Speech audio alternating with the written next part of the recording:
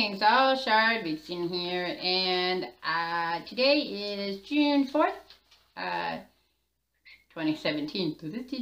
Okay, so, sorry, it didn't get out Saturday. I was sick yesterday with the fibromyalgia, so, it's today that I finished everything up. And, of course, this is my 25th video. Woo, time flying. I mean, it's June already. Spring and summer and fall. Of course, it always used to be my favorite. Sorry, I went up there.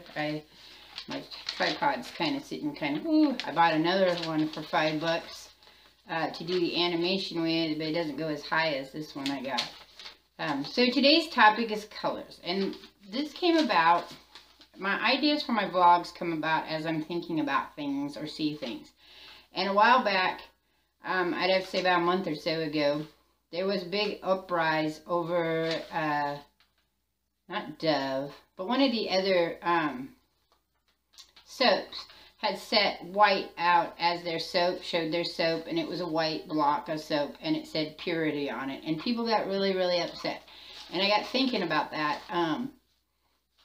why people would be upset about colors. And at first I was kind of like, it's just a color, man, it's just a word. But then I remember back to my days, excuse me, so long ago, like really long ago, when I first became a feminist and words were a thing.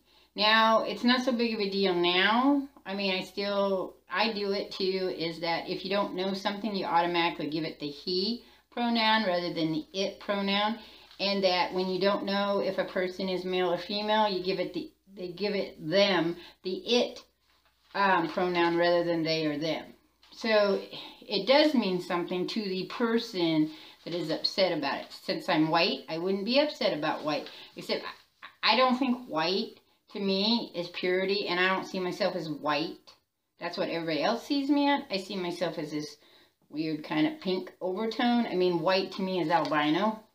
That's white, you know, Snow White, white. I get that the words, you know, come from all kinds of different meanings. Who knows? Maybe the first people that were called white were white. I don't know. If you're a science-based person like me about evolution and everything, white is a mutation. It's the lack of pigment in your skin rather than the more pigment in your skin. So black is the natural state, and they're not really black, they're just deep brown.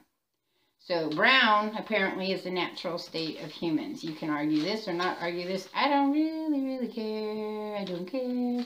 I'll argue it with you though. And research shows that, you know, if you look at evolution. Now, if we're talking from a biblical point of view, well, everybody supposedly came from Adam and Eve. And depending on who you believe and how educated you are, the less education, and this is not always true, but I'm going to say on the average believes that everyone was white forever. The more educated people kind of realized that where the Bible talks about and where it came from, everybody was probably a little darker than this. And I'm darker than some of my friends who are like way lighter than me, but they're still not white, as in the color white. Alright, so colors. Why are colors important in our literature? If you think about it, color is one visual thing that you can actually use to communicate, like numbers. I mean, 1 is 1. It can't be anything else. You show one object, it's one object. Green, though, is subjective as well as being objective. Okay, so you have subjective, objective, and then the fact. The fact is that every single person in any given group will see green differently. Either a slight shade darker or a slight shade lighter. So that kind of brings to this idea that color is used differently than just meaning colors. The Bible has meanings, supposedly. I didn't know that. I was Googling meaning of colors because I had taken in art class a very long time ago. 8 class. I said that funny, huh? So a long time ago I took art. I was going to be an art therapist. And color in art, in color, in art, and in color therapy have different meanings than just colors.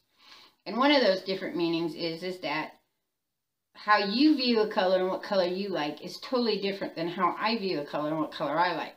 There is the average, of course, and the average is what is used when you use the color meaning of colors. So the average in the Western culture has red as being passionate, power, energy, danger, and sexuality. Those are the colors that's the meaning that comes to mind when you read. So in books in the Western part of the country, in the world, they would use those colors to represent. Now, I'm just going to name a few, and I have to read them. I'm not very good at anymore at memorizing them. I don't have time to memorize my vlog topics anyway. So, and I only took the primary colors, red, blue, and yellow, not the secondary colors. And secondary colors are the mixtures of their colors, or all the mixture, or the lack of light, or absolutely no light. All light and no light. I said that wrong. So white is like the top running of absolutely so much light and power that you see nothing. And then, or the absent of that wavelength, because colors are based on wavelength. Let me hit myself again. Whoa, I can't see. Okay, sorry. I get that one out. Okay, and then, because clumsy isn't something I want to do. And then black is the absence of light, so therefore no color. Now, my grandfather, my maternal grandfather, was that special type of color blindness. He only saw in white, gray, and black. So there was black, the deepest color, and white, the lightest color, and then all those shades of gray. And I remember that he upset this lady one time. I don't think he meant to, and after it was explained to her, she understood that he didn't mean to. But she was commenting about her color of her skin, and he was trying to tell her that he was colorblind. And she said, that makes me angry that you don't recognize the color of my skin. And he was like, I am colorblind. And he probably told her about twice, and then finally he just said, screw it, and walked away, because he's that kind of person. And I remember standing in line, and my grandmother walks away, and I said, no. The lady looked at me, and I said, what he's trying to say is that he's not colorblind socially. He's just literally colorblind. He can only see people in layers of gray. And at that, she kind of looked at me and she went, oh, wouldn't it be grand if we were all gray? I don't know. We wouldn't still be the same gray, though. It would be various stages of gray. And I'm sure the people at the top of one gray scale would be pissed off at the people at the lower gray end of the gray scale. There is never going to be, at this point in time, a society where everybody's happy, unless you drug them. My daughter, she who shall not be named, wants to be the dictator of the world, and her idea is to drug everybody and make them happy, and then those who don't comply will be forced off the world. I don't know where they'd go, but I told her the moon would probably be a good place, because they wouldn't be coming back. But you still can't do that. I mean, even if you get a bunch of people, let's say you have 4 people in a room, and they all agree that green is this color. One of them is going to say green ain't that color, depending on how fighty they are, how obstinate. Because some people just go along with the idea that that's green and don't argue with it. My son, he sees greens in all kinds of different colors and shades. He'll point to something that's purple and tell me it's brown, because he's colorblind. So, primary colors only, and then in some cases white and black. I didn't really do brown. I probably should have done brown, but I didn't do pink either, and I see myself as pinky brown. So, and then a side note, if I have time, I'll tell you about stuff about Crayola, because that's always interesting to me as an artist and in society.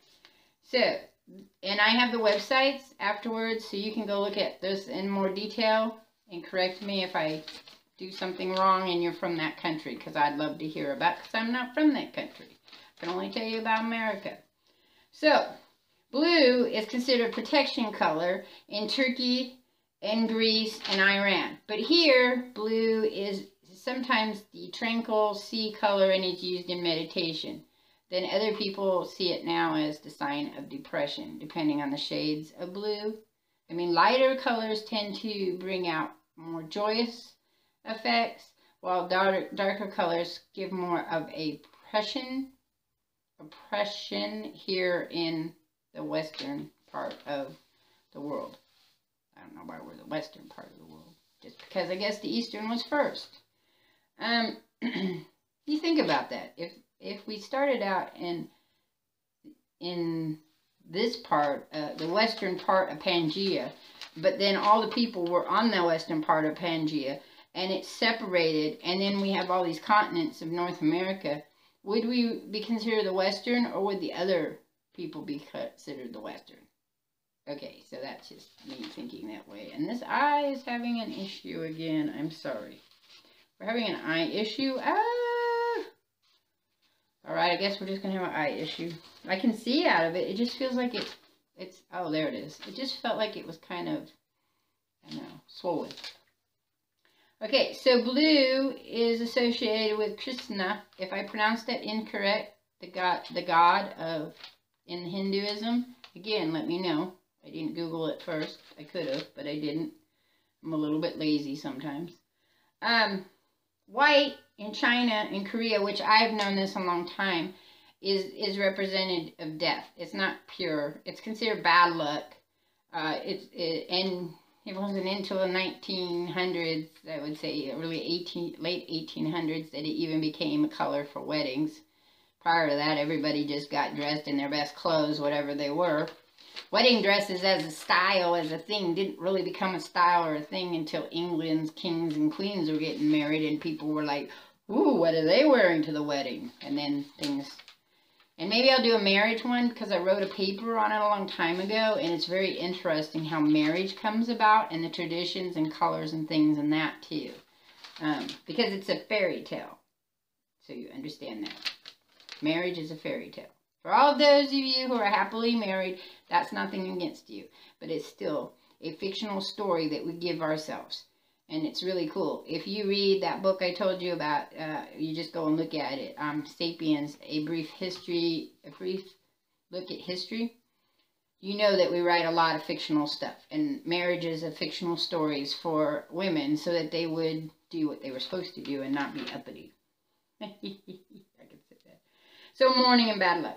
Black in the Middle East is rebirth and death, and in Africa, it is considered age, maturity, and masculinity. In India, red is spiritual.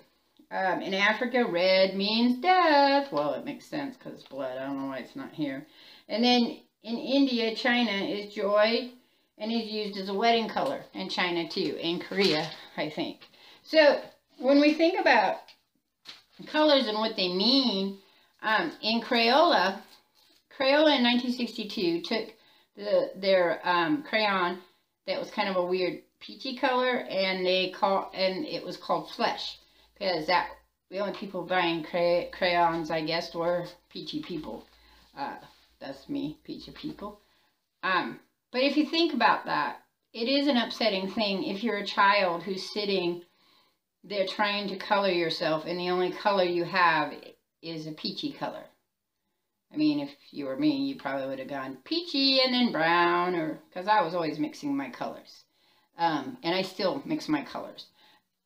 It is very pretentious of me to think about that colors don't have meaning when I know that words have meaning, and colors are words as well as objects.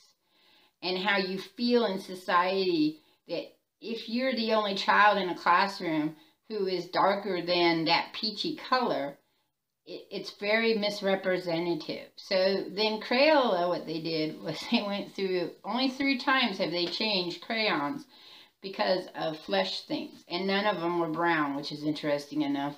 Another one was Indian red was a color, and teachers complained to them that they all thought that meant the color of Native American skin, when really what it was a type of color in India that was a flower.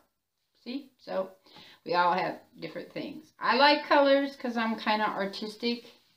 I say kind of because it's always debatable whether I'm actually artistic or not. But I like colors, but I also like just flat gray tones, monotones. Those are fun too when you do blacks and grays, kind of like my mask. I like sharp contrasting colors that look really like, and a lot of my sci-fi stories and fantasy have beings of different colors, because I always kind of think about color like in sex and gender. When you are sitting in a room and you're the only person of that color, it can be very daunting to know that your representation, the thing that you like, is being viewed by all those people as wrong. So originally this vlog was going to be about how they're just words. But then as I got to thinking about it and was writing it and looking and researching it, the words in communication, words mean more than what the meaning of the word is. It is what we put in our bubble as what those words mean to us. And so we have to, as a society, if we want to get closer rather than further apart, we have to acknowledge that those words have impact. We have to acknowledge that things that we once believed in or maybe were taught might actually be wrong. Well, actually, some of them are wrong, but I'm not going to point those out. And like I said, maybe I'll do a marriage one, though I've never been married. But maybe I'll do a marriage one, and we'll talk about traditions, because traditions can be wrong, too. In fact, there's quite a few of them around the world that are very racist and sexist, and few people have complained about them because it hasn't really affected them yet. Alright, so that's it. I'm out of here. I hope you liked the vlog. Let me know. Give me a comment. Steel City Man, hi. Hopefully, if any of the rest of you come along, I will say hi to you too. Catch you on the flip side. I'm out of here.